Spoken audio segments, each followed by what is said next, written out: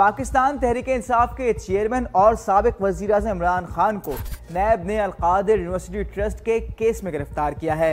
Al-Qadir university trust case है क्या, आइए एक निगाह डालते हैं। गुज़िश्ता बरस हुकूमत में आने के बाद राना सनाउल्लाह ने एक प्रेस कॉन्फ्रेंस करके बताया था कि निजी हाउसिंग सोसाइटी बहरिया टाउन ने अल-कादिर ट्रस्ट को जहलम में 458 कनाल अराजी अतिया की है।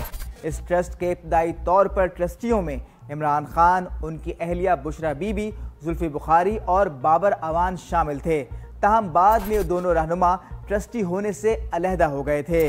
पीडीएम हुकूमत का इल्ज़ाम है कि ये मामला ज़मीन के अतिये का नहीं बल्कि मलिक रियाज और इमरान हुकूमत के दरमियान एक खुफिया मुआहदे का है।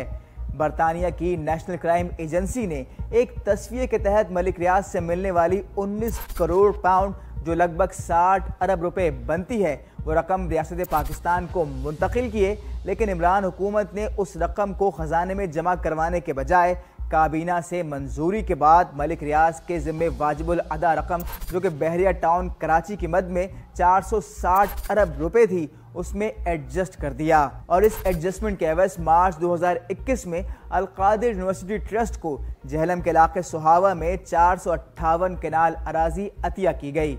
ये मुआहदा बहरिया टाउन और इमरान खान की अहलिया बुशरा बीबी के दरमियान हुआ था। नैब ने इंक्वायरी का आगाज किया तो इमरान खान, जुल्फी बुखारी और मलिक रियाज को नोटिस जारी किए और अब ये मामला इंक्वायरी से इन्वेस्टिगेशन में तब्दील हो चुका है।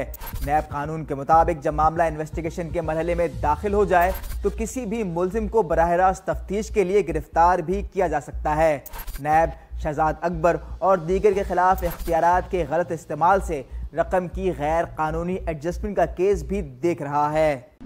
मजीद न्यूज अपडेट्स और डिजिटल स्टोरीज के लिए सब्सक्राइब करें डॉन न्यूज पाकिस्तान।